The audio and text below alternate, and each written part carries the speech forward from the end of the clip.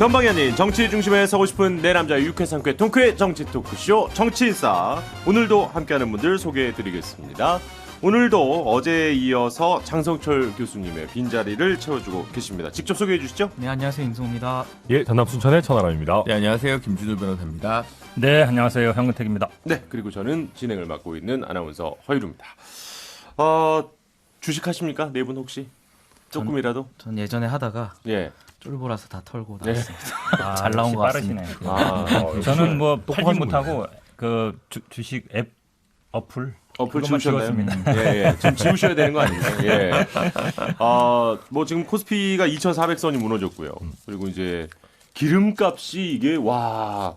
제가 경유차를 타는데 지금 그래서 오늘 이제 이거 방송 때문에 도대체 기름값 지금 얼마지 하고 지금 회사 MBC에 그래도 좀 가까운 곳에 있는 인근에서 가장 싼 주유소를 한번 찾아가서 들어가 봤더니 휘발유가 2,097원이고요. 경유가 똑같은 가격입니다. 2,097원입니다. 그래서 휘발유와 경유 가격은 같아진 지가 제법 됐죠. 그러다 보니까 특히 이제 대형 뭐 화물차나 이렇게 운행하시는 분들도 정말 고통을 뭐 호소하고 계시고 저 같은 그냥 승용차 운전자들도 경유차 운전자들은 경유값 싸다고 해가지고 샀던 사람들 이거 지금 뭐 다들 난립니다. 근데 대출 금리가 또 지금 가장 큰 공포로 다가오고 있죠. 그래서 뭐 이제 남일이 아닙니다. 네, 정말 다들 지금 같은 표정이신데 금리가 지금 미국 쪽에서 계속 인상을 해서 우리도 뭐 그렇게 되면. 정말 지금 이제 뭐 빚 내서 집을 뭐 구하신 분들이라든지 뭐 아니면 이제 하다못해 전세 자금이라든지 이런 거주 불안의 문제까지 바로 지금 이어질 수 있을 정도로 경제가 참 지금 큰 걱정이 또 돼버렸는데 이게 뭐 비단 우리나라만의 문제는 아닙니다만은 어쨌든 간에 이게 좀 주변에서 이런 얘기들 자주 들으시죠? 어떠신가요? 그럼요. 저도 일단 뭐 멀리 갈 거 없이 제 와이프께서 굉장히 이제 주식 투자를 많이 하고 계시다가 화를 요즘 많이 내세요. 네. 이유 없이 화를 많이 내시더라고요. 네, 그리고 이제 뭐 말씀하신 것처럼 주변에도 빚내서 영끌해서 집 산 친구들도 많고 영끌해서 집 못 샀는데 사실 전세자금 대출인 친구도 많잖아요. 그러니까 이럴 바에 월세 살 걸 그랬다. 예전에 고정금리로 갈아탈 수 있을 때 갈아탈 걸. 그렇죠. 고정금리로 대출 받으신 분이 승자라는 얘기가 많죠 요즘. 네, 머리 이제 뜯는 분들이 주변에도 굉장히 많이 있습니다. 그러니까 그렇다 보니까 아무래도 이제 새 정부 입장에서는 집권 초기에 또 이런 세계적인 또 어쨌든 경제적인 문제가 발생을 하면서 상당히 좀 고민이 좀 많겠어요. 아무래도 좀 머리가 좀 복잡할 것 같은데 어떻습니까? 뭐 아무래도 이에 대한 대책이 좀 빨리 나야 될 것 같고, 근데 이게 또 대선 후보 당시에 좀 약속해 놓은 것들이 있어서 이게 그런 것들을 추진하다 보니까 뭐 재정 건전성 얘기는 했는데 왜 또 그런 정책을 추진하냐 뭐 이런 비판도 있기 때문에 적어도 좀 물가 대책이나 이런 것과 관련해서는 좀 하루빨리 해결책이라든지 방안이 좀 빨리 좀 나야 될 것 같습니다. 근데 새 정부가 경제 정책 지금 이제 새롭게 내놓으면서 부동산 대출 뭐 규제 완화, 법인세 인하, 뭐 나쁘게 얘기하면 사실이죠. 부자 감세 쪽으로 얘기가 좀 많이 되고 있는 느낌이에요. 네. 근데 고물가고 고금리고 이런 거면 사실은 서민 민생 대책이 조금 더 우선적으로 나와야 되는데 지금 뭐 사실은 법인세 인하한다고 해서 투자가 활발화된다는 증거도 없고 사실 오히려 이명박 정부 때는 그게 이제 상관관계가 없음이 드러났던 거도 있기 때문에 지금 이런 식의 처방전을 가지고 경제 위기를 제대로 대응하고 있는 게 맞냐라는 의문과 고민이 굉장히 많이 듭니다. 이제 반대하시는 분들 입장에서는 뭐 기업이 적립금만 늘리는 거다, 뭐 이제 이렇게 생각하시는 분들도 근데 요즘은 또 그 주주자본주의가 좋든 싫든 더 강화돼서 배당을 또 많이 늘리기 때문에 그렇죠. 사실 뭐 그게 또 그렇게 큰 인과관계가 있을까 싶고 이거 어차피 지금 고금리 고물가 그럼 이제 뭔가 투자를 하려면 공장이라도 하나 지으려면 예. 원자재 값이 또 뛰었기 때문에 지금 뭐 지금 광물들은 난리더라고요. 오히려 그리고 원래 부채도 일부 가지고 이제 짓기도 하는데 그잖아요.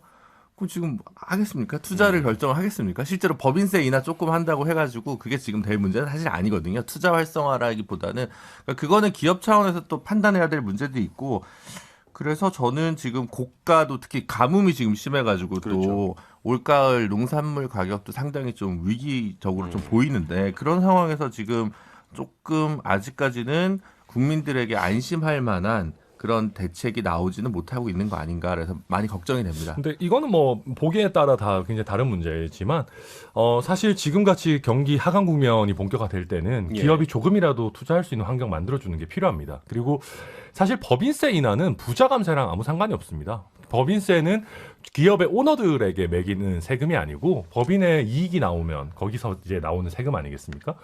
근데 최근에는 말씀하신 것처럼 주주자본주의이기 때문에 소수 주주들도 사실 기업의 이익이 늘어나면 이익을 보는 것이고 또 기업의 근로자들도 뭐 당연히 궁극적으로 이익을 봅니다. 근데 지금 제가 예. 드린 말씀은 안 끊으려고 한 게 아니라 법인세 인하의 혜택을 보는 게 굉장히 일부 대기업만 보기 때문에 기업 차원에서도 양극화된 기업들 그 생태계 속에서 가장 탑 레벨에 있는 기업들만 혜택을 보니까 그런 의미에서 부자라는 표현을 쓴 거고 제가 뭐 이제 개인적 자산 소득이 뭐 이런 문제 가지고 이제 얘기를 한 건 아니었습니다. 근데 아무튼 그나마 투자 여력이 있고 또 뭔가 확장의 여력이 있고 고용의 여력이 있는 대기업들이 많이 투자해주고 고용해주고 성장해줘야 되는 거기 때문에 그런 면에서 뭐 법인세 인하는 과거에 노무현 정부에서도 했던 굉장히 뭐 의미 있는 정책입니다. 그러니까 사실 그러면 논리적으로 제가 한마디 하면 이제 네. 논리적으로는 그 얘기가 맞아요. 법인세 감세가 부자 감세 아니죠. 그러니까 왜냐하면 법인에 대한 거니까 개인에 대한 건 아니잖아요. 그런데 이제 법인을 운영하시는 분들이 대부분 이제 법인에서 그러니까 뭐 우리가 법무법인도 마찬가지입니다. 네네. 법무법인도 마찬가지로 어찌보면 그 오너들한테 이익이 가거든요.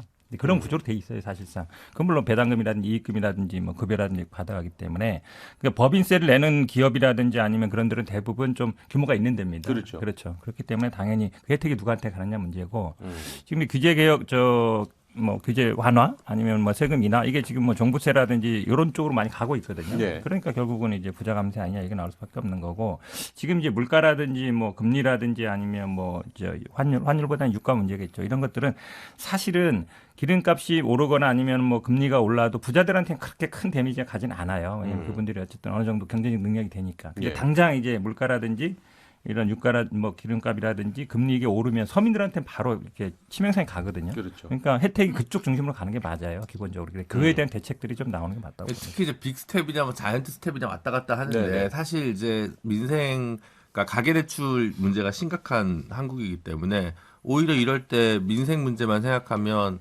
베이비 스텝으로 가야 되는 거 아니냐 이렇게 얘기하시는 경제학자들도 계신 거거든요. 그러니까 저는 뭐 잘 모릅니다만 예. 금통위원들이나 이런 분들은 사실 되게 고민을 많이 해야 되지. 그냥 단순히 미국 금리 됐다고 해서 동조화돼서 딱 결정할 문제만 아니기 때문에 하여튼 뭐 전 그 사회적으로 국가적으로 이 문제에 대해서 좀 다양한 처방전과 관련한 고민들을 좀 토로해야 되는데 예. 무슨 뭐 안철수, 이준석 싸우고 권성동, 뭐 장제원 싸우고 이런 것만 하고 있으면 이게 국민들이 여당을 좀 충분히 신뢰하지 못하지 않겠냐라는 고민이 많이 듭니다. 법인세 얘기를 좀 더 드리면 법인세가 오너들에 대한 이익이 갈 수도 있죠. 근데 오너들에게만 이익이 가느냐 그런 것이라면 사실 비판을 할 수 있겠는데 말씀하신 것처럼 국내 투자 활성화라든지 이런 것을 통해서 서민들이나 민생에 기여할 수 있는 부분도 충분히 있기 때문에 이것을 단순히 뭐 부자 감세다 이렇게 얘기할 건 아닌 거고 차라리 부자 감세를 하려고 했다면 소득세를 뜯어 고쳤겠죠. 근데 그런 상황이 아니기 때문에 이것을 뭐 오너들에게만 이익이 가는 것이다 이렇게 표현하는 건 좀 부적절한 것 같고 다만 말씀하신 어떤 민생과 관련한 문제를 빨리 내놓아야 되는 건 맞는데 법인세를 감소한다라고 해서 이것을 무슨 OECD 평균 밑으로 내리는 것도 아니고 OECD 평균 수준에 맞추겠다라고 하는 것이어서 이것을 마치 지나치게 뭐 자유시장 경제로 가는 거 아니냐, 뭐 법인세를 지나치게 낮추는 거 아니냐 이런 식으로 비판하는 건 좀 아닌 것 같고 인생 대책은 빨리 나와야 된다는 것에는 공감합니다. 그러니까 핵심은 그러한 민생 대책의 우선순위가 아니라 예. 뭔가 가진 분들에게 그 원하는 그 뭐랄까 소원수리성 정책이 가장 먼저 발표된다는 부분에 있어서 정책 처방이 충분히 준비되고 있느냐라는 고민이 들고 사실은 지금 뭐 이 위기가 뭐 특별한 주체의 문제는 아니잖아요. 예를 들면 뭐 우크라이나 전쟁은 뭐 누가 그렇죠. 생각해. 근데 다른 한편으로 시장의 원리에 맡겨야 된다 이렇게 하는데 사실 지금 우리 전 세계로 뭐 공급망 문제 얘기하고 중미 갈등 뭐 경제 블록화 이게 시장 원리에 따라서 생긴 게 아니에요.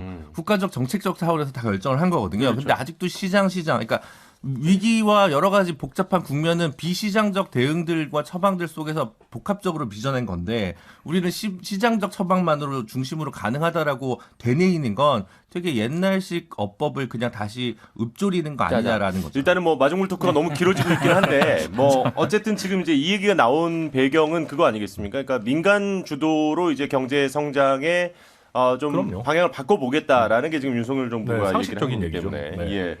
그래서 과연 이제 어쨌든 첫 시험대가 상당히 가혹한 환경에서 지금 정권 초에 지금 맞닥뜨리게 됐다. 근데 뭐 저희는 이제 능력 있는 또 정부고 이제 수권 집단이기 때문에 과거에 이명박 정부 때도 이제 금융위기가 굉장히 거세게 몰아쳤었지만 우리나라가 사실 굉장히 성공적으로 또 극복한 바가 있습니다. 윤석열 정부에서도 굉장히 열심히 해주리라 믿고 있고요. 예. 김준일 변호사님 뭐 이준석 뭐 권성동 싸우고 이런 것만 부각된다 하셨지만 그건 저희 당내 일이고 당은 정치를 하는 것이고 실제 저희 각 부처에서는 물가 관리 대책 같은 것도 열심히 연구하고 실제 많이 뭐 발표하고 있습니다. 그리고 아까 말씀하신 무슨 가진 사람의 소원수리 이런 개념이 아니고요. 아까 미국 금리 뭐 이런 문제 얘기하셨지만 미국 금리가 우리나라에 비해 올라가고 우리나라의 법인세가 미국보다 높은 환경이 되면은 아무래도 국내에서 자금이 많이 빠져나갈 수밖에 없습니다. 그래서 그런 걸 미리 미연에 방지하고 국내 투자 환경을 살려놓기 위해서 여러 가지 우리나라도 정책적 대응을 할 수밖에 없는 부분들이 있고요.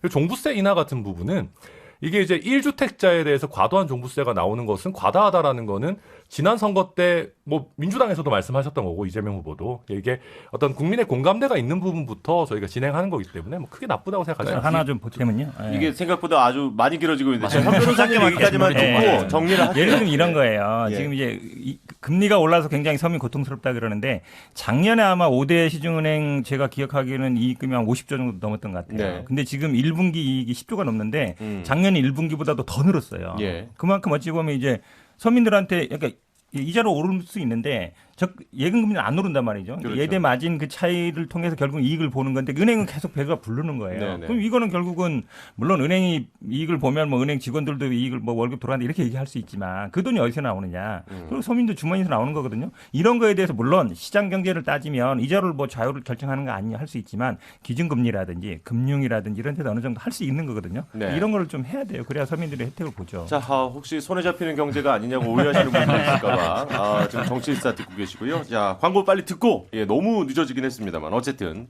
본격적인 오늘의 이미 본격이 돼버렸네요. 오늘의 이야기 계속 이어가겠습니다.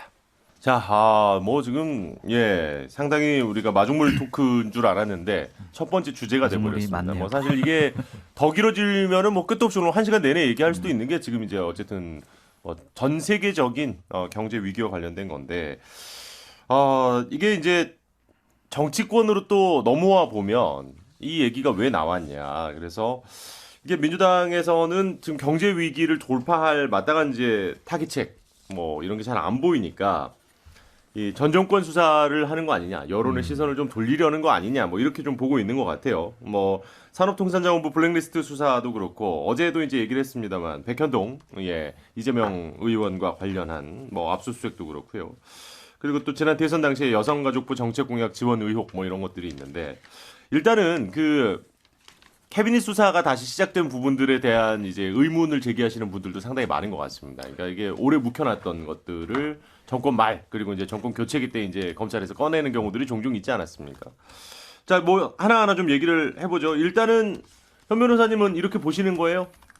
뭐 어떠세요? 일단 그렇게 안 볼 수가 없죠. 왜냐하면 지금 윤석열 아무래도 대통령이 뭐 검사 출신이고 한동훈 장관이 어쨌든 지금 뭐 실권을 거의 다 잡았다고 봐야죠. 지금 그렇게 뭐 여론조사도 그렇게 나오는 것 같아요. 이인자가 누구냐 했더니 뭐 다른 5분 다 합친 것보다 더 나오더라고요. 그럼 이제 실질적인 이제 실권자로 보는데. 그러니까 이 시스템이라든지 이런 거 좀 중요하게 봐요, 저희들은. 근데 검찰총장을 임명을 안 하고 있거든요.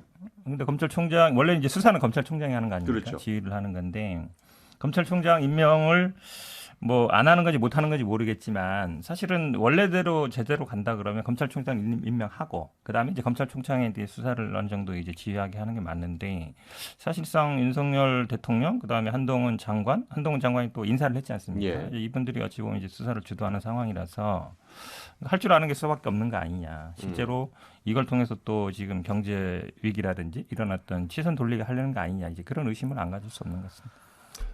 뭐 얘기 드리면은 문재인 정부 하에 검사들이 얼마나 쪼였으면은 이렇게 산업부 블랙리스트 같이 충분히 할 수 있는 사건들도 이렇게 쟁여놓고 있었을까. 그래서 문재인 정부 하에 그 조국 장관 수사 이후에 그 들어갔던 지도부가 굉장히 좀 비겁한 사람들이었다라고 생각하고요. 검찰 측이요? 네, 검찰 측이. 그래서 이제는 이제 정상화가 됐으니까 블랙리스트 수사 같은 것들도 뭐 자연스럽게 진행이 되겠죠. 그리고 지금 검찰총장 없다고 하셨는데, 그러니까 뭐 실무 수사팀들이 수사하는데 뭐 일상적으로 수사하면 되는 거지. 뭐 검찰총장 지위가 뭐 매번 필요하진 않습니다. 근데 왜 안 하는 거예요? 근데 그 여러 가지 이유가 있대요. 그러니까 한동훈 검사 기수가 너무 많이 이제 올라가기도 했고 뭐 여러 이유들이 있는데 아무튼 뭐 그거야 뭐 자기들이 잘 찾아가지고 열심히 잘 하겠죠. 그리고 어떡합니까? 네, 아니 본인들이 뭐 제가 인사권자 아니니까. 네, 그 잘 할 거고요. 그 다음에 이제 민주당에서 그런 얘기 하셨어요. 아니 정권 초기에는 이렇게 수사 안 할 줄 알았다. 좀 이렇게 자기들도 기획해보고 했다. 우리도 정권 잡았을 때. 예, 우상호 비대위원장께서 비대위원장이 하신 말이죠. 아니 근데 그게 정치 검찰 아니에요? 그러니까 뭐 정치적인 상황 봐서 야당은 몇 달간 좀 봐줬다가 몇 달 있다가 뭐 정권 어떻게 가는지 보고 수사하든지 말든지 하십시오. 아니 그게 정치 검사잖아요. 그런 거 하지 말라는 거 아닙니까? 그리고 약간 야당에서 한 얘기 보면 뭐만 수사하면은 정치 탄압이다 이런 얘기 하시는데. 아니 그러면은 야당 정치인들을 하나의 특권층으로 인정해달라는 얘기예요? 그러니까 야당 정치인은 뭐 수사하면 안 되는 겁니까? 말이 안 되잖아요. 그리고 이게 정치 탄압이라고 하려면은 별로 이슈도 안 됐거나 그런데 야 저기 이재명 의원 뭐 나오는 거 없는지 탈탈 털어봐라. 저 사람 뒷조사 다 해가지고 뭐 문제 있는 거 없는지 민주당 의원들 한번 싹 틀어봐라. 이런 게 사실은 정치 보복이고 어떤 의도를 가진 수사지. 과거에 대선 국면에서도 다 고소고발 나오고 이슈화가 됐던 거를 자연스럽게 수사해 나가는 게 그게 무슨 정치 수사입니까? 당연히 해야 되는 저는 일이죠. 그 서로 이질적인 부분들이 이제 복합적으로 맞물려 있어서 예. 그러니까 이제 그 민주당에서 정권을 비판한 부분이 일리가 있는 부분이 있고 좀 우발적인 것들이 있고 구조적인 것들이 있고 좀 예. 나눠져 있는 것 같습니다. 그러니까 예를 들면 선거가 다 끝났으니까 네. 이제 좀 정치적 색깔 논란에서 좀 자유로워졌을 때 수사가 좀 가속도를 붙는 이제 그런 부분들이 분명 있죠. 그리고 이제 다른 한편으로 충성 경쟁이 벌어집니다. 이제 뭐 경찰국도 만든다 그러고 네. 뭐 이렇게 네. 저렇게 하니까 경찰이건 검찰이건 간에 지금 이제 잘 보이고 싶을 수 있는 중간 간부들이 있죠. 어차피 자신의 그 공직 생활의 핵심적인 그 승진 경로가 예. 이 정부 안에서 결정되는 나이대에 있는 분들은 지금 이제 밟아야 됩니다. 풀악셀로 밟아야 됩니다. 네, 그런 네, 네. 부분이 있죠. 그래서 특별히 지시를 내리지 않더라도 열심히 하는 게 있죠. 근데 다른 한편으로 좀 좋지 않은 시그널도 있어요. 예를 들어 그러면 도이치모터스는 어떻게 됐냐라고 했더니 변호인이 국정원 기조실장이 됐어요. 이상하잖아요. 그 다음에 다른 건 그런데 그 뭐 월북 논란 해경 문제라든가 예. 이게 뭐 이렇게 엄청난 그런 거 아니거든요. 예를 들면 그것도 뭐 충성 경쟁으로 볼 수도 있는데 아니면 이제 이성윤 고검장이나 박은정 뭐 검사 등에 대한 뭐 재기 수사 명령이 나오든가 이런 것들은 좀 시그널로 작용을 할 수가 있거든요. 말하자면 그래서 여러 가지가 뒤섞여 있긴 한데 그럼 전반적으로 왜 이렇게 보여지느냐라고 하면 다른 뉴스가 없는 거예요. 뉴스가 이제 어제 얘기했던 뭐 김건희 여사가 나폴레옹 제과점 간 거나 뭐 이런 것만 있고 예. 그 굿뉴스가 좀 있으면 아 이게 지금 정부가 열심히 하는구나라고 생각을 할 텐데 뉴스에 나오는 게 뭐 여사의 행보에 관한 논란이나 인사에 관한 논란이나 아니면 이런 수사에 관한 뉴스만 계속 생산하니까 정책적으로 관련된 문제에 대해서 굿뉴스를 계속 생산해내면 이런 의혹에서 자유로울 수 있을 텐데 지금 다른 무능 때문에 이런 부분들이 오히려 더 부각돼서 정권의 부담으로 다가오는 것 같습니다. 윤 대표님 얘기도 좀 네, 김준우 저는 뭐 먼저 하시죠. 김준우 예, 변호사 변호사님 굉장히 듣고 제가 중요한 기회 부분을 짚었는데 지금 이제 이 수사를 주도하는 데가 이제 분당서하고 경기 남부청이에요. 예. 주로 경기청도. 저도 사실 양쪽에 이제 뭐 걸려 있는 게 있어서 가보면 사실 예전 같으면 그냥 똑같은 고발 사건이면 뭐 한쪽에서 그냥 뭐라도 할 수 있거든요. 서로 자기가 하려고 그래요. 그리고 딱 보면 수사를 받아보면 알거든요. 단순히 변호인 입장이 아니라 조사를 받아보면 아 이게 굉장히 관심이 많은 걸 알아요. 막 팀장도 왔다 갔다 하고 부장도 왔다 갔다 하고 예, 과장도 예, 왔다 하고 예전 같으면 그냥 조사실에 조사 받고 그냥 안녕히 가셔 하면 되는데 그렇지 않아요. 현 변호사님 유명해져서 그러신가? 아 유명해서 그런 게 아닙니다.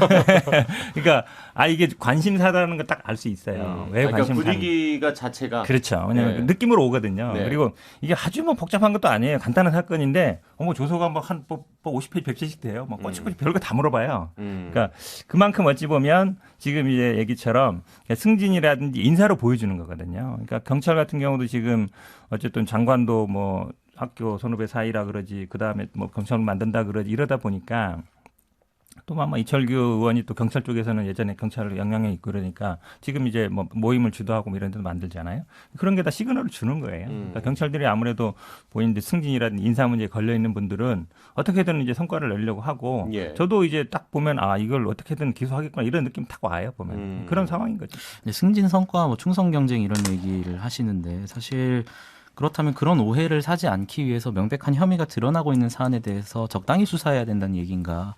저는 그런 좀 지적을 드리고 싶고 사실 뭐 변호사님께서 한동훈 장관이 명실상부한 2인자가 됐다 뭐 이렇게 얘기를 하셨지만 2인자로 만들어준 건 저는 민주당이라고 봐요.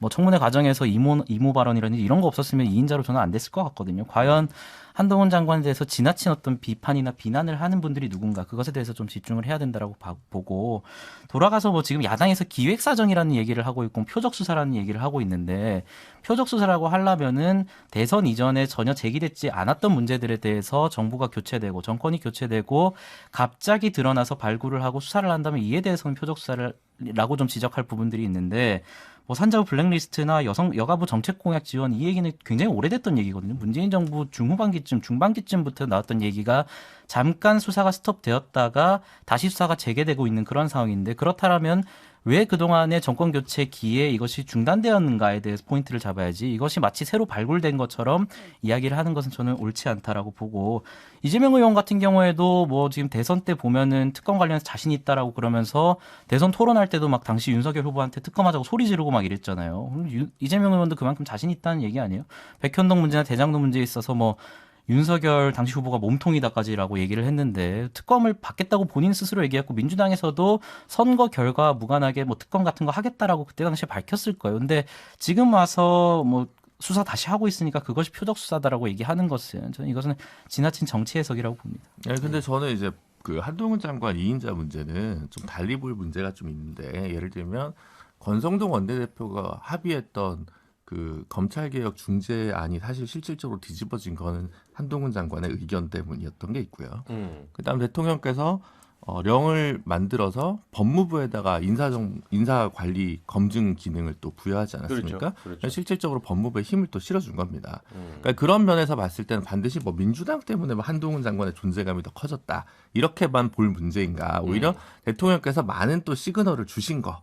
이런 부분 또 부인할 수 없지 않나 싶습니다. 근데 중재안이 한동훈 장관 후보 당시 후보죠. 의견 때문에 뒤집었다라는 건 어떤 근거인지 잘 모르겠습니다. 그 당시에도 뭐 당시 민주당에서는 이준석 대표하고 통화를 해가지고 이준석 대표한테 무슨 지시를 내렸다 이런 식으로 얘기를 하던데 사실 구체적인 정황을 이준석 대표가 말하기로는 먼저 전화를 걸어서 의견을 구했다 이거였거든요. 왜냐하면 당시 어떤 법무적인 영역에 있어서 최고 전문가라고 하는 분들의 다양한 의견을 수렴하는 과정에서 의견을 얻은 것이지 이것을 한동훈 장관이 지시해서 어떤 의견이 뒤집어졌다라는 것은 좀 보기 어렵다. 당시에 지시라고 얘기한 게 아니라 의견이라고 제가 얘기했고요. 그러니까 이준석 대표도 당시에 말을 그렇게 왜곡하시면 안 되고 저는 그리고 권성동 원내대표도 검사 출신이고 원내대표고 원내대표의 합의를 뒤집을 정도면 2인자 정도가 아니면 사실은 권성동 원내대표 정도의 의견은 그대로 가는 거예요. 당대표가 저는 그런 그러니까 제 말은 근데 그런 이거는- 부분들은 예컨대 정확히 얘기하면 그러니까 제 말은 핵심은 그 한동훈 장관의 존재감이나 권한이 세진 부분에 대해서 그게 뭐 반대파가 뭐 이렇게 존재감을 심어준 건 아니지 않느냐. 대통령 의중이 없다고 말 못하나? 그렇게 그 부분을 부인하는 거는 이렇게 좀 안 맞는. 근데 사실 사실 아니 한동훈- 수사에 대해서 내가 한마디 할게요. 왜 그러냐면 뭐 특검 얘기 오늘 잠깐 뭐 하셔서 좀 좋네요. 재밌네요, 사실은 오랜만에. 아니 그러니까 특검 그 당시 전제가 있었죠. 뭐 네. 부산저축은행이라든지 아니면 그걸 왜 봐줬냐라든지 그런 거 다 같이 하자는 얘기했어요. 그리고 사실 수사는 뭐 혐의가 있으니까 수사하는 거 아니냐 매번 그렇게 얘기하는데 수사는 항상 형평성이 중요합니다. 그러니까 예를 들어서 지금 주가 조작뿐만 아니라 학력 위주라든지 경력 위주라든지 이거에 대해서도 다 이제 아마 고소고발 이루어진 걸로 알고 있는데 수사 제대로 한다는 얘기 안 들리고 있거든요. 김건희 여사 얘기. 그렇죠. 그다음에 뭐 논문은 그 뭐 대학 문제니까 뭐 논문 치더라도 한동훈 장관도 마찬가지예요. 그럼 뭐 입시 안 썼다. 아니 입시 안 썼다고 해서 그게 범죄가 안 되는 겁니까? 사실은 이것도 다 고소고발 이루어졌어요. 근데 제대로 수사 안 되고 있는 거거든요. 그러니까 자꾸 혐의를 죄 지었으니까 무서운 거 아니냐 이렇게 몰아가지 마시고 그런 형평성. 누구는 수사하고 누구는 수사 안 하느냐 그게 가장 중요한 거예요. 예를 들어서 길을 건너요. 둘 다 신호 위반했어요. 한 사람은 그냥 봐주고 집에 가라고. 한 사람은 그냥 잡았는데 이 사람이 예를 들어서 당신 뭐 신호 위반만 했어? 아니 뭐 다른 것도 있네? 뭐 주머니 내놔봐. 이런 게 문제 된다는 얘기예요. 그러니까 그걸 지적하는 거기 때문에 자꾸 혐의 있으니까 무서운 거 아니야? 이렇게 몰아가는 건 좀 타당하지 않다. 자, 일단은 저희가 광고를 또 들어야 되니까 광고를 들어야죠. 일단 듣고 들어야죠. 와, 제일 시간이 중요하죠. 오늘 뭐 정말 쏜살같이 가네요. 예. 잠깐 쿨다운을 좀 하고 다시 불을 지펴보도록 하겠습니다. 잠시만요. 네, 정치인사입니다. 모처럼 그만큼 지금 이 수사와 관련된 이슈를 바라보는 양쪽의 시각이 얼마나 또 뜨거운지를 느낄 수 있는 그런 시간이었던 것 같습니다. 이제 이 얘기도 슬슬 이제 정리를 좀 했으면 좋겠는데, 그러니까 이게 정치적 파장과 관련된 것들에 대한 네 분의 이야기를 한 번씩만 듣고 다음 주제로 넘어가 볼까 합니다. 그러니까 어쨌든 이 상황이 계속 될 거라고 보시는지와 그리고 이제 뭐 그 기존에 어쨌든 갖고 계신 이 기저에 깔린 주장들은 아마 크게 바뀌실 것 같지는 않으니까요. 예, 향후에 대한 전망 계속 이걸 가지고 좀 길어질 것 같습니다. 엄청 길어질 것 같습니다. 계속 해경에 갈것 관한. 같아요. 네, 왜냐하면은 이거는 국민 한 사람의 인격을 정부가 정치적인 이해를 위해서 말살을 한 일인데 이걸 뭐 어떻게 덮고 갈 수가 있겠습니까? 그리고 이제 아마 저희 당에서는 민주당의 그 공개되지 않은 대통령 기록물을 열어보자라는 주장을 당연히 지속적으로 할 거고요. 그 외에도 이런저런 최대한 공개된 정보들 가지고 이분들의 이제 유족분들의 명예를 더 추가적으로 회복할 수 있는 조치들은 계속적으로 노력해 나갈 거니까 이 국면은 좀 길어지지 않을까. 지금 이제 월북 사건과 관련한 지금 이야기 계속 하시는 물어보신 질문은 전반적인 네, 전반적인 수사가 그런 거요. 네. 수사는 당연히 하겠죠. 뭐 수사를 안 하겠습니까? 그러니까 저는 이런 겁니다. 예를 들면 이번 주 화요일 날 뉴스아이킥에 제가 나와서 백운규 장관 구속영장은 발부가 안 될 것 같다라고 이제 얘기를 했었는데 결국 안 됐어요. 됐죠. 예. 근데 이제 그게 유죄 무죄가 중요한 게 아니라, 그러니까 유죄 나올 수 있어요. 네. 유죄 나올 수 있는데 3년이 지나가지고 사실 실질적으로 보면 이제 도주 우려나 증거 인멸 다 했으려면 이미 다 했거든요. 지나가는.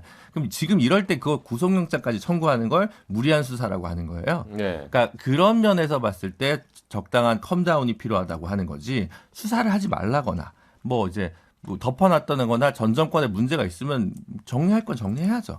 근데 이제 그런 부분에 있어서 강약 조절이라는 게 좀 필요한데 그런 거 없이 그냥 막 하는 것은 여러 가지로 이유가 있겠죠. 아까 제가 말씀드린 그런 면에서 보면 전반적으로 수사기관이나 수사기관의 수장들이나 이런 부분들에 대해서 고민과 좀 더 섬세한 접근이 필요하다라는 말씀을 드립니다. 배경 얘기는 나도 안 할 수가 없는데요. 저도 사실은 뭐 공군 정보장 출신이니까 SI 정보도 다뤄보고 그랬는데 사실 이거 해결책 간단해요. 예. 이게 사실은 뭐 대통령 기록물 보겠다는 건 정치 공세로밖에 안 보이고 이건 이제 NNL 시즌 2라고 보는데 뭐냐면 두 개만 보면 됩니다. 하나는 그 당시 아마 북한군의 감청 자료를 근거로 한 거예요. 예. 그렇잖아요. SI 정보인데 그거는 이제 국방부 직할 부대입니다. 감청 7 뭐뭐뭐 부대로 있어요. 전국에 다 있는데 그 감청 자료는 국방부에 있습니다. 그리고 지금 청와대에서 지시한 거 아니냐, 국방부라든지 해경에 그거는 해경이나 국방부에 서류가 있어요. 예를 들어 예. 지시 뭐 이런 지시를 뭐 구두로 했다 이런 거 문제가 말이 안 되잖아요. 대부분 문서로 하게 되거든요. 그러면 SI 정부도 그 당시에도 여야 의원들이 비공개를 전제로 해서 국방위에서 그걸 봤어요. 예. 녹취로 봤단 말이죠. 그래서 그거에 대해서 별 문제 제기가 없었어요. 그럼 그거를 이제 다시 보면 돼요. 근데 이거를 공개는 못 합니다. 왜냐하면 이게 비공개 자료이기 때문에. 그렇죠. 이게 공개되면 우리 군인이 어떻게 이제 감청을 하고 있는 게 드러난단 말이죠. 그러다 그렇죠, 보니까 비공개 정보를 국방위원들이 보면 되고 그다음에 이제 국방부라든지 지금 이제 해경 같은데 뭐 감사를 하든지 아니면 자료 요청을 해서 보면 돼요. 그게 결국은 근데 대통령 기록물 같은 경우에는 제한이 많단 말이죠. 뭐 고등법원이든 아니면 국회 3분의 2 찬성 이게 있어야 되는데 저는 아마 국민의힘에서 계속 아마 대통령 기록물 보자고 할 것 같아요.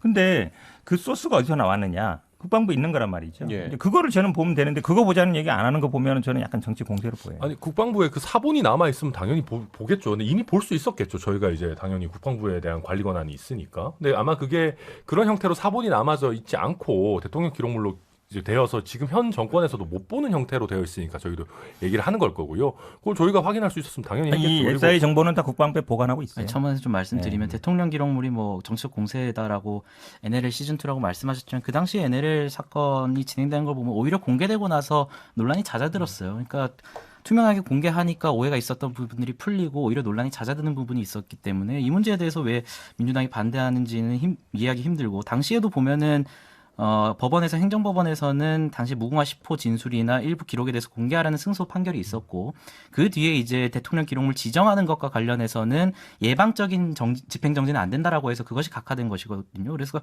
이런 상황에서는 이미 법원이 어떤 공익적 이익이 있다라고 본 거죠. 기록물을 공개하는 것에 대해서. 그 사안에 대해서 뭐 대통령 기록물이 정치적 공세다 이런 식으로 공격하는 건 좀 동의하기 힘들고 또 두 번째로 당시 여야 어떤 정보기관의 문제제기가 없었다라고 얘기를 하지만 하태경 의원 같은 경우는 인터뷰에 나오셔가지고 그 당시에 강하게 반발했다라고 하태경 의원은 국방위원이 아니에요. 얘기를 하고 있거든요. 정보위원이죠. 정보위원회에서 굉장히 그 문제에 강하게 대해서 강하게 반발하고 정보위 산하가 아니에요. 국방위 산하예요. 그러니까 그 녹취록 그 정보와 관련해서 강하게 반발했다라고 하고 있기 때문에 진실 공방의 영역이고 무엇보다 중요한 것은 지금 해경 측에서 어떤 다른 정황이 있었는데 이것을 묵살했다라는 것이 너무나 드러나고 있잖아요. 지금 명확하게 드러난 진술 조서에 보면은 방수복과 관련해서도 방수복을 놔두고 간 것은 쉽사리 이해되지 않는다. 동료들이 증언한 것이 방수복을 놔두고 뛰어들면 3시간 안에 사망할 가능성이 굉장히 높기 때문에 이것을 월북이라 보긴 힘들고 오히려 극단적 선택의 가능성을 염두에 뒀다라고 진술을 했다라는 것 조서로 드러났고 또 이것 위에도 보면 당시 뭐 슬리퍼 이런 얘기 나왔는데 슬리퍼 같은 경우에도 그 사망자 DNA뿐만 아니라 다수의 DNA가 나왔어요. 또 도박 뭐 이런 얘기 나왔는데 도박빚 같은 경우에도 상당히 그 채무액이 부풀려졌다라는 것도 나왔고 이런 상황에서 회생 파산도 하고 단순히 있었어요. 어떤 우리는 첩보를 알고 있었기 때문에 그런 판단을 내렸어요라고 하는 거는 지나치게 국민들을 우롱하는 것이라고 보고 또 무엇보다도 지금 이것을 대하는 민주당의 태도가 우상호 위원장 같은 경우에도 민생이 더 중요하다 이런 얘기를 하고 계시는데 이것보다 더 중요한 영역이 어디 있겠습니까? 이 얘기한다고 민생에 신경 안 쓴다는 얘기가 아니잖아요. 앞서도 말씀드렸지만 당내 어떤 정치적인 영역의 부분에 있어서는 활발하게 토론을 하고 또 이런 부분에 있어서는 진상규명을 하고 민생은 민생대로 정부에서 챙기고 이렇게 가는 것이지 민생 때문에 이것을 조금 뭐 캄다운 해야 된다 이런 거는 전 동의하지 않습니다. 아니 이거를 자꾸 왜 정치 공세로 보는 거냐면 지금 자꾸 이제 문재인 정부에서 이거를 뭐 북한 눈치 보기 위해서 덮었다 이런 식으로 얘기하는 거잖아요. 그 당시 북한에 항의해서 북한이 사과를 받아냈잖아요. 그러니까 물론 뭐 북한의 사과를 받는 게 뭐가 중요하냐 이렇게 했지만 그러니까 북한 최고 지도자가 사과를 한 경우가 잘 없어요. 예전에 금강산 문제든 이런 게 있을 때. 예. 아니 당연히 항의하고 사과받고 그게 국가의 콜 아니겠습니까? 근데 이거를 자꾸 뭐 그 당시에도 해경에서 이거를 저는 그렇게 기억하고 있어요. 이거를 월북 시도가 있었다 이렇게 한 게 아니라 추정된다로 한 거거든요. 그 당시 첩보 자료를 근거로 해서. 그럼 아까 지금 자꾸 대통령 기록물 얘기하시는데 그 당시에 이 상황 판단은 기본적으로 국방부의 감청 자료로 나오는 거예요. 그 감청 자료 당연히 국방부에 있죠. 그거를 공개하시면 돼요. 지금 만약에 공개 문제가 된다 그러면. 왜냐하면 대통령 기록물은 공개 절차 까다롭거든요. 이 감청 자료는 국방부에 지금 보관하고 있단 말이죠. 이게 왜 청와대로 넘어가겠습니까? 그건 어차피 사본이에요. 원본은 국방부에 있는 거예요. 네. 국방부 예하부대에. 그걸 공개하면 돼요. 그리고 우리가 봤더니 이거는 아니다. 이걸 내용 봤을 때 그러면 되는 건데 이거 왜 이걸 자꾸 청와대 기록물로 어쨌든 그걸 보자고 하는 것은 이해가 잘 안 가요. 원본을 보면 되는 거잖아요. 자, 사실은 우리가 지금 정권이 바뀌어서 뭐 팩트가 바뀌었다 이런 얘기를 하지만 팩트는 바뀐 게 없어요. 예나 지금이나 이분이 월북을 했는지 안 했는지를 단정할 수 없습니다. 예, 그렇지 않습니까? 그러면 국민이요 월북을 했는지 단정할 수 없다면은 월북이라는 말을 쉽게 꺼내면 됩니까? 우리가 과거에 민주화 운동할 때도 보면요 국가에서 민주화 운동한 사람들 어떻게 협박했는지 아십니까? 당신 이러다가 말 안 들으면 월북한 걸로 하고 지도세도 모르게 없애버리겠다라는 얘기하고 그랬어요. 영화 1987도 나오고 그럽니다. 그것처럼 우리나라에서 어떤 사람이 월북을 했다라는 거는 그 남겨진 가족에게 어마어마한 낙인이 되는 거예요. 그러면 월북을 했다라는 100%의 확신이 없는 한 월북이라는 얘기를 쉽게 꺼내면 안 됩니다. 그리고 아까 단정적인 표현 안 썼다고 하셨지만 해경에서도 월북으로 판단된다라는 표현을 썼고요. 실제 당시 민주당에 있는 수많은 정치인들이 월북이라는 것을 단정 지어놓고 얘기하고 여기에 대해서 김정은이 사과하니까 오히려 사과가 무슨 계몽군주다 뭐 온갖 칭찬들을 늘어놨었어요. 이런 것들을 보면 당시에 월북이라고 판단된다라는 판단이 나오고 나서 직후에 문재인 대통령이 유엔 총회 화산 연설에서 남과 북의 생명 공동체고 우리가 종전선언을 고려해야 된다라는 얘기를 하셨습니다.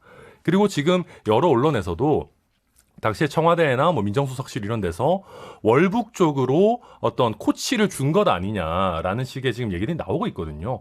이런 앞뒤 정황을 보면 그때 당시 정치적으로 북한과의 어떤 관계 회복 이런 것들을 위해서 한 국민의 확실하지 않은 사항을 가지고 월북을 했다라는 식으로 몰아간 것 아니냐라는 의심은 저희가 충분히 할 수 있는 것이고요. 더 얘기를 이거 분량 이렇게까지 나올 얘기인지 이거 잘 굉장히 모르겠는데. 중요한 거다. 왜냐하면 그러니까 제 이거는 얘기는 이 사람의 뭐냐면 인격이 달려 있는 그러니까 문제예요. 저는 아니, 뭐 저도 말씀드릴게요. 그때도 아니, 저 얘기를 안 했으니까 네. 저는 그때 뭐 월북이냐 아니냐 알 수 없다는 쪽 입장이었거든요. 근데 어쨌든 돌아가신 분이 있고 북한에서 사과를 했고, 근데 이제 이게 진실 규명이 되게 어려운 부분이잖아요. 이번에 해경 입장을 바꾼 게 뚜렷한 새로운 증거가 나와서 그런 건 아니에요. 그러니까 뭔가 왜 이렇게 바뀌었냐라고 얘기하면 의도를 확실할 수는 없다라는 취지잖아요. 그러니까 그런데 이제 뭐 여기서 무슨 외압이 있었냐라고 하면 해경과 관련된 자료를 먼저 보고 그래서 이제 수사를 하고 예를 들어 다 불러가지고 감사도 할 거예요. 하고 나서 청와대 기록물이 꼭 필요한지 여부가 확인되면 되는데 이걸 바로 이제 기록물로 가져가니까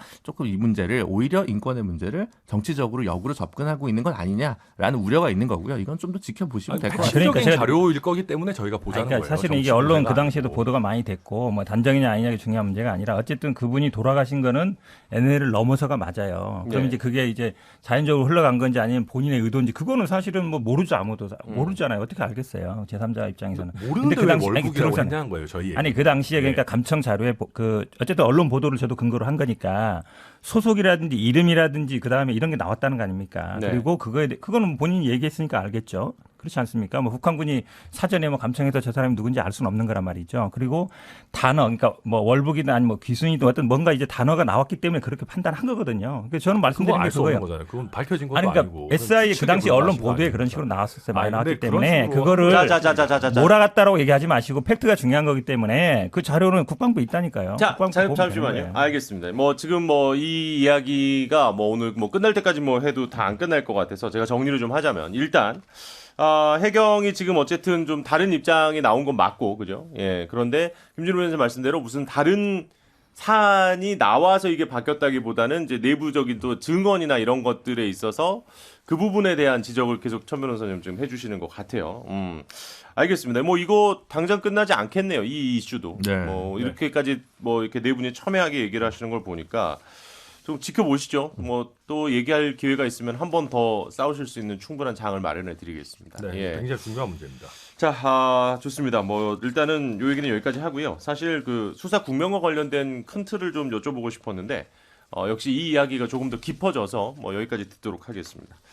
그러면 이제 늘 정권이 바뀔 때마다 나오는 얘기입니다만 사실 그 문재인 정부가 이제 임기 마지막이 됐을 때도 인사와 관련해서는 이제 국민의힘 측에서 계속해서 이제 당선이 나온 시점에서의 인사는 이거 안 하셔야 되는 거 아니냐 뭐 이제 이렇게 주장을 많이 하셨었고, 근데 또 반대로 그 전에 자기들도 다 그랬지 않냐 이렇게 뭐 이렇게 공수 교대가 될 때마다 나오는 이야기이긴 합니다 사실. 임기 말에 인사를 하는 거에 대해서, 그리고 남아 있는 임기를 어떻게 해야 되느냐. 특히 지금 전현희 국가권익위원장하고 또 한상혁 방송통신위원장, 방통위원장도 상당히 워낙 또 중요하고 큰 자리니까 좀 사퇴 압박이 계속 나오고 있습니다. 정치 도의상 물러나야 되는 거 아니냐라는 게 이제 국민의힘 권성동 원내대표의 얘기였는데요.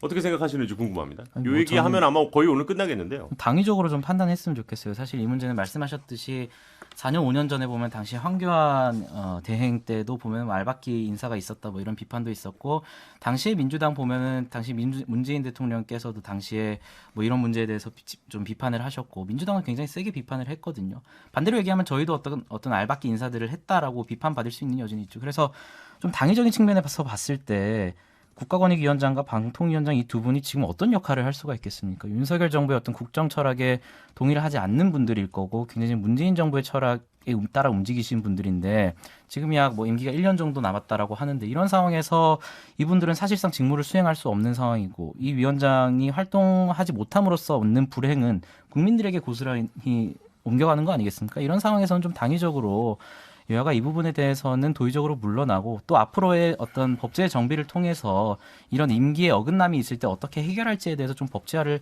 했으면 좋겠지, 이거를 뭐 예전에 국민의힘도 그렇다, 예전에 민주당도 그랬다라는 식으로 좀 정치적 논쟁으로 가지 않았으면 좋겠고, 정치 도의상 봤을 때 그리고 국민의 이익이 되는 방향으로 좀 결정이 됐으면 좋겠습니다. 그러면은 반박을- 임기가 남아 있는 분들도 이제 일단 전 정권 임명은 다 물러나셔야 된다고. 자진 사퇴하는 게 생각하시나요? 가장 좋은 그림이죠, 사실은. 제가 뭐 보기에는요, 이 사실은 이분들은 알박기 인사 전혀 아니에요. 임기 말에 임명된 분들이 아니고 그렇긴 한참 하죠. 됐죠, 다 오래됐기 예, 예. 때문에 알박기랑 전혀 관계 없다 말씀이고, 사실은 지금 산업부 블랙리스트 뭐 지금 저 환경부 블랙리스트 다 그거잖아요. 이게 임기 대통령 바뀌었으니까 임기 있는데 좀 뭐 자진 사퇴 해주시면 안 됩니까? 이렇게 다 얘기한 거거든요. 그걸로 이제 블랙리스트라고 한 거예요. 네.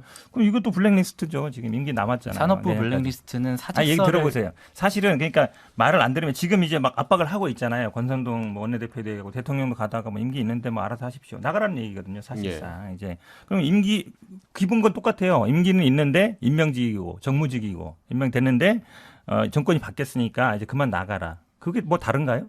그거 똑같은 거예요. 그러니까 그러니까 본인들이 산업부가 하면은 블랙리스트로 해서 수사 전혀 다른 대상이고 사안이죠. 여기는 이제 정치 도의상 나가라 하는 거고 말이 안 되는 거죠. 지금 일단 산업부는 그러니까 일괄 사표를 사직서를 받은 강요하는 부분을 것하고 지금 지금 얘기하시는 원내대표가 것 같은데. 공식 성사기 나와가지고 이 정치적 문제에 대해서 의견을 표하는 것을 저는 동치시키는 뭐- 것은 아니, 물러나라고 그거야 하는 이제 거는 더 똑같은 하면 거잖아요. 이제 직권남용죄가 될 것 같으니까 이제 더 이상 그렇게 못 하는 거고, 방통위는 이제 일종의 합의제 행정기구적인 성격이 예. 있고 위원들도 국회가 추천하는 목도 있기 때문에 대통령의 코드와 직접적인 관계가 별로 있다고 생각하지 않습니다. 그리고 사실은 뭐 작년에 임명된 국가인권위원장도 사실 그럼 이제 문재인 정부에서 임명한 건데 좀 사퇴하라는 얘기는 안 해요. 그리고 국가권익위원장도 국가권익위원회가 민원 처리 주로 하고 이런 부서인데, 사실 뭐 통치 철학이랑 크게 관계 있는 게 아니라 그냥 그 루틴하게 하는 일을 그냥 하는 것이거든요. 그래서 사실은 뭐 왜 이거 그리고 또 협치, 소통 이런 가치들 되게 중요시 여기고 또 이제 대통령 본인께서 검찰총장 할 때 그 주변에서 다 이런 건 다 임기를 보장해야 된다라는 얘기를 거듭하지 않았습니까? 그래서 일관성이나 이런 것들을 좀 봤을 때는 이 부분은 그냥 좀 권성동 원내대표의 지금 워딩은 적절치 않은 것 같다라는 생각이 많이 듭니다.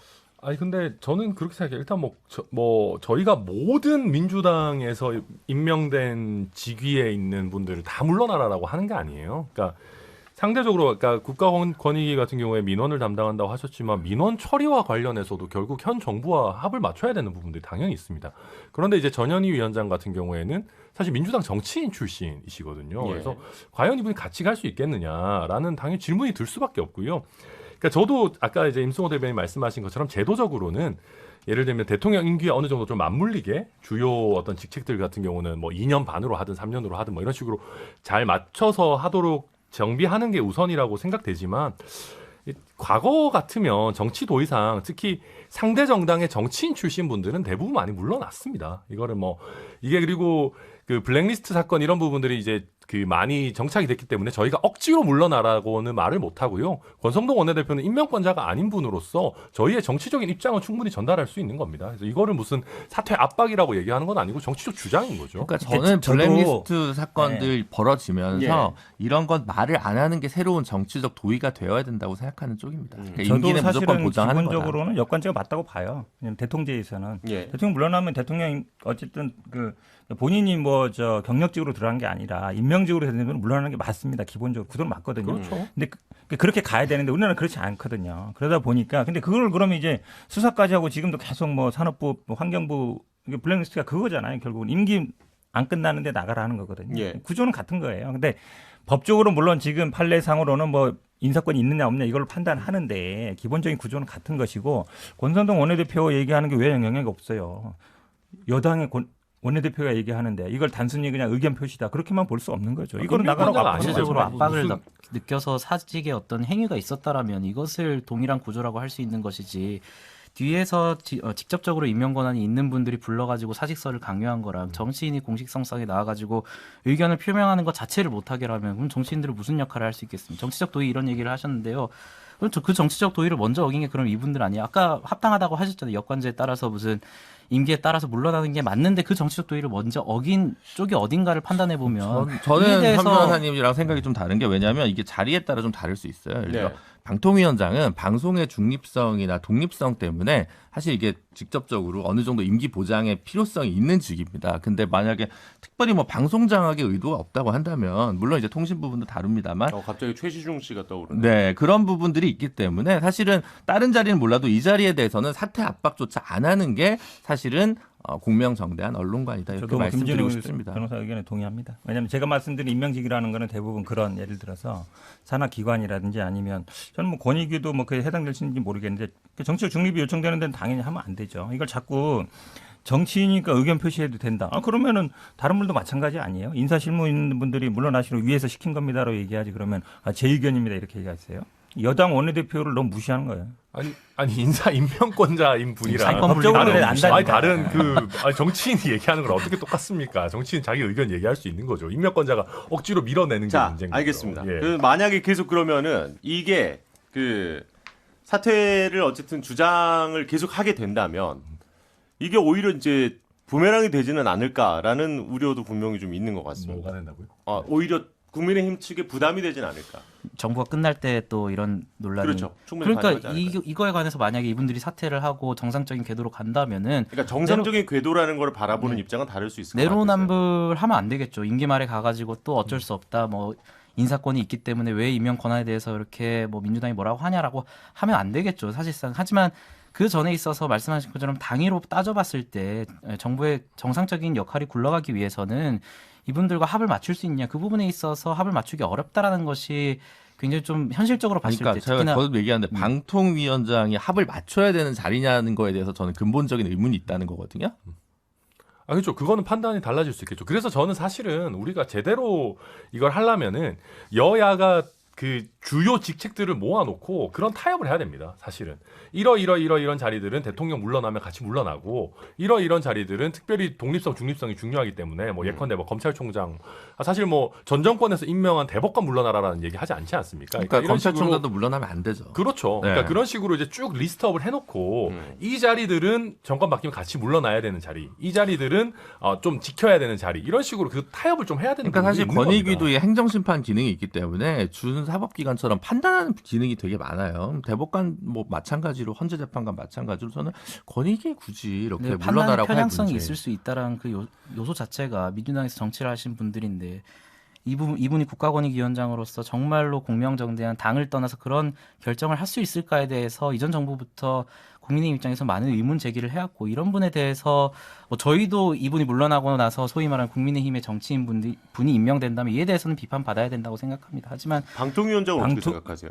방통위원장 부분도 뭐 방송사와 관련해서 일종의 어떤 역할이 있는 것인데 이것을 단순히 뭐 전혀 독립되어 있다 이렇게 볼 수 있을까요? 방통위원장 같은 경우 저는 모든 직책은 웬만하면 국정 철학과 관련해서 정부와 합을 맞출 수 있는 분들로 가야지 이분을 완전히 독립된 분으로 볼 수 있는데 물론 저는 천 변호사님 말씀하신 것처럼 일정 직책에 대해서는 동의를 할 수 있다라고 봅니다. 하지만 이전에 어떤 알박기 논란과 관련해서도 굉장히 많은 분들이 알박기성 인사라고 하는 분들이 인선이 되었고 이런 상황에서 이런 분들조차 끝까지 가겠다라고 하니 민주당은 하나도 양보를 하지 않는 거잖아요. 그렇다면 왜 국정 철학에 있어서 동의하는 분들과 조금 양보해달라는 수준임에도 불구하고 지금 와서 뭐 방통위원장은 괜찮지 않냐 이런 식으로 얘기하는 건 이전에 알박기 인사들을 봤을 때 너무 내로남불이라는 거죠. 이거를 자꾸 알박기 인사라고 규정하시는데 왜 아니, 이전에 알박기 알박기 인사들이 아니 지금 있었다고요. 한상혁 지금 방통위원장 갖고 얘기하는데 왜 알박기 인사라고 자꾸 그러는 거예요? 임기 되니까 임명한 거 아닙니까? 그게 왜 알박기 그 전에 요즘 얘기 알박기 들어보세요. 인사들에 대해 그다음에 방통위원장이 왜 중요하냐면 이제 MBC나 KBS나 이 사장 임기들이 다 있단 말이죠. 네. 거기에 이제 영향을 미치거든요. 그러면 당연히 임기가 남아 있는 사람 물러나라는 걸 보면 그럼 당연히 뭐 방송 뭐 어쨌든 다음에 사장이라든 임명하는 영향을 미치려고 하는 거 아니냐라고 의심할 수밖에 없는 거예요. 그렇기 때문에 아니 임기 끝나서 그때 가서 임명해서 정상적으로 하면 돼요. 임기 말에 한 것도 아니고. 그러니까 이런 부분들은 정치적인 중립이 중요하지 않습니까? 방송 언론 같은 경우에는 임기를 지켜줘야죠. 아무리 정치적인 의견이라 하더라도 제가 보기에 아니 원내대표 여당 원내대표 힘이 말이 없습니까? 제가 보기엔 장관보다 더 센 사람이에요. 여당 원내대표가. 그런 사람들이 벌써 우리 압박을 지금 하면 당연히 예, 예. 그 압박이 되는 거죠. 마무리할 시간이 돼버렸어요. 네. 야, 아니 사실 오늘 제 예상과는 지금 해야 될 이야기들이 상당히 많이 남아 있었는데 지금 특히 우리가 뭐 오프닝 때부터 경제 관련 이야기로 시작을 하다 보니까 다 전반적으로 좀 길어진 면이 없잖아 좀 있었습니다. 뭐 이게 뭐 당장 답이 나올 얘기는 아닌데요, 사실. 특히 그리고 이제 이분들이- 인성과 관련한 문제. 예, 이분들이 또 안 물러나시면 또 답도 없어요. 예, 본인들의 결단에 따른 겁니다. 뭐 막 여론하겠죠. 막 수사도 하고 뭐 먼지 털이 막 아유, 뭘 하겠죠. 또 뭐. 수사를 아니, 근데 하라고 저는 그래요. 그렇게 정치적 중립이 중요하다고 잘못한 거 하셨는데 없으면 검찰총장도 수사 안 정치적 중립 중요하다고 하셨는데 문재인 정부 때 왜 그렇게 했어요? 윤석열 당시. 아니 저는 그 근데- 시절에도 방송할 때 무조건 아니, 그러니까 임기는 민주당에 지켜져야 대해서 된다고 얘기를 민주당에 대해서 했고요. 얘기를 그래서 이건 되게 일관된 부분이에요. 독립적인 기관들에 대해서는 임기를 민주당이 지켜줘야 뭘 어쨌다는 됩니다.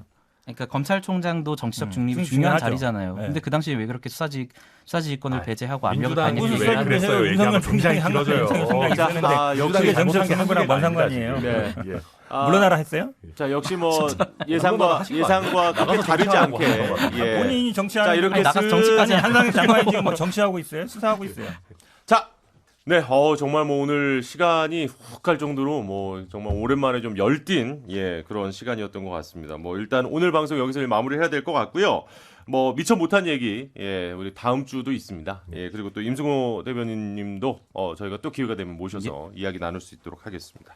자, 정치에서 오늘 여기까지 하고요. 임승호 전 대변인 어제 오늘 또 함께해 주셔서 다시 한번 감사드립니다. 저희는 다음 주 토요일에 다시 인사드리겠습니다. 네 분 수고 많으셨습니다. 고맙습니다. 고맙습니다.